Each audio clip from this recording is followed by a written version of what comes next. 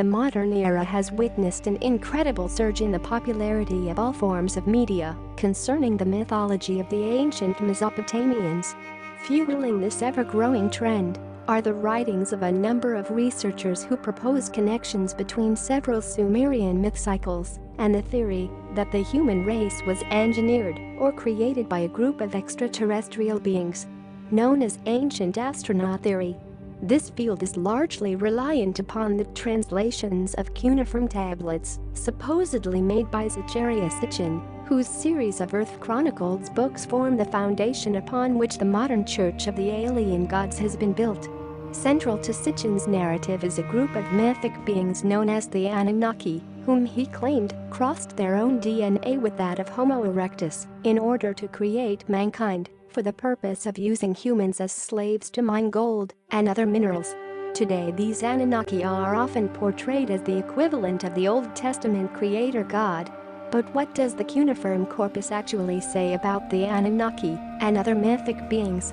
How does the version of these beings and their activities presented in ancient astronaut media compare with how they were truly represented in the ancient world? Princely blood.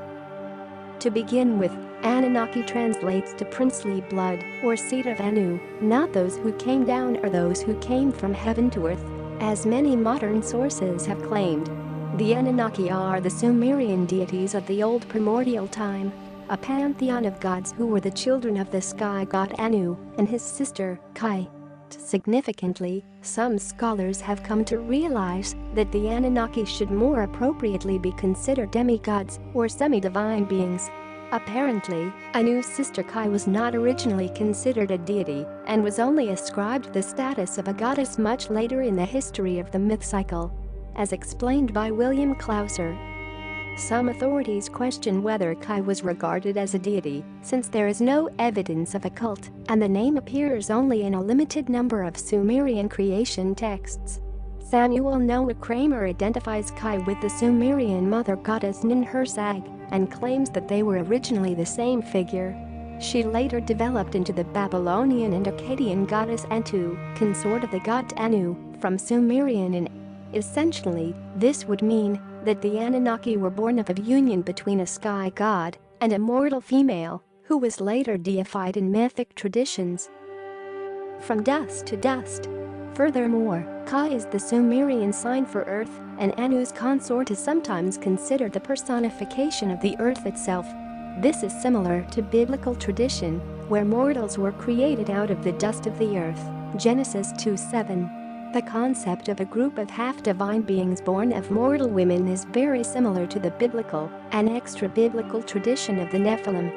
One of the most heavily referenced ancient texts, which describes the Nephilim, is the extra-biblical Book of 1 Enoch, attributed to the patriarch Enoch, son of Jared and father of Methuselah.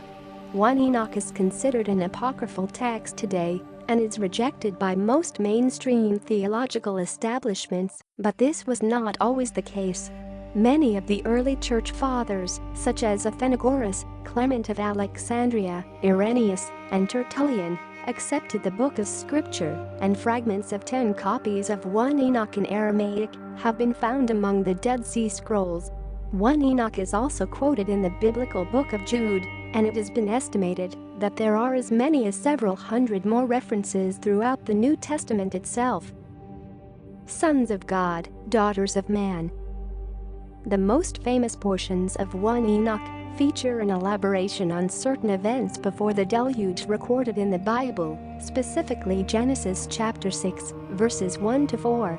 According to 1 Enoch, a group of 200 fallen angels known as the Watchers, led by an individual named Samyaza or Samjaza, descended upon Mount Hermon, where they swore an oath to father lineages with human women.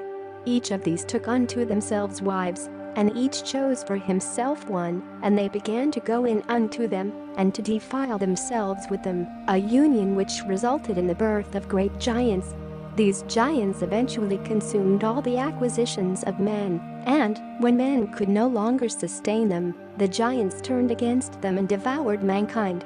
1 Enoch, chapter 6-7. These activities provoked the action of God, who curses the giants, to war against one another. that they may destroy each other in battle, and sends the archangels to bind the Watcher leadership in the valleys of the earth.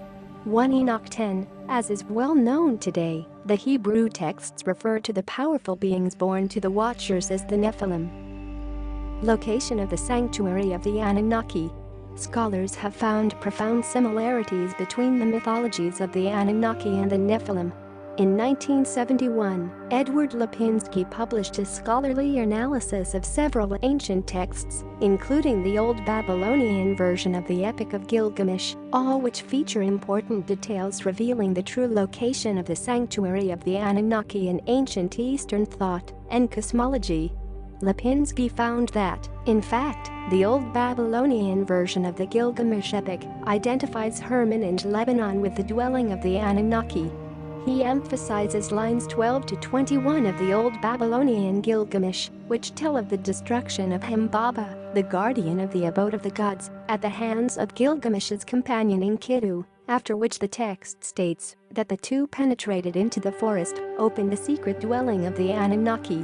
While later mythologies suggest alternate locations for the home of the Anunnaki, Lipinski explains that the oldest Mesopotamian and Near Eastern Canaanite texts point to the cedar forest of Mount Hermon. Traces of the older tradition can be found in the mention of the mountain, which was the abode of the gods, and whose accesses were hidden by the cedar forest, whose guardian was Humbaba. This mountain was, we believe, the Anti-Lebanon Hermon. The southern range of the Anti-Lebanon is therefore likely to be the mountain in whose recesses the Anunnaki dwelled according to the Old Babylonian version of the Gilgamesh epos. In the Old Babylonian period, the Anunnaki were still the gods in general. Mount Hermon should thus be identified with the dwelling of the gods. Heaven and earth join.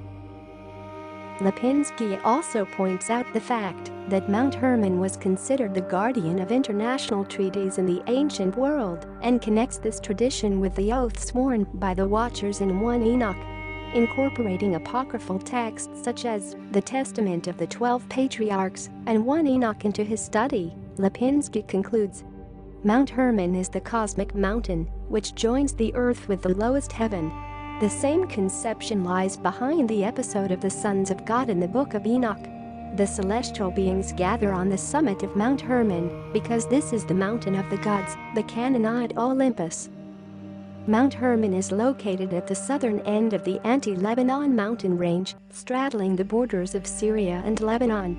Hermon's highest peak reaches 9,232 feet, 2814 meters. The area abounds with ancient altars going back millennia and was still the host of shrines and rituals as recently as the time of Constantine the Great. Of further significance is the fact that Gilgamesh was renowned in the ancient world for obtaining knowledge from the pre-flood or antediluvian world, as stated by the Ugarit Epic of Gilgamesh, lines 5 to 9. He explored everywhere the seats of power. He knew the totality of wisdom about all things. He who traveled the distant road to Anunnaki, who crossed the ocean, the wide sea, as far as the sunrise, he brought back tidings from the antediluvian age. These passages bring us full circle with Lipinski's interpretation of the Old Babylonian version of the Gilgamesh epic, where the ancient king journeyed to Mount Hermon, abode of the Anunnaki. Thank you for watching. Please leave a like and don't forget to subscribe.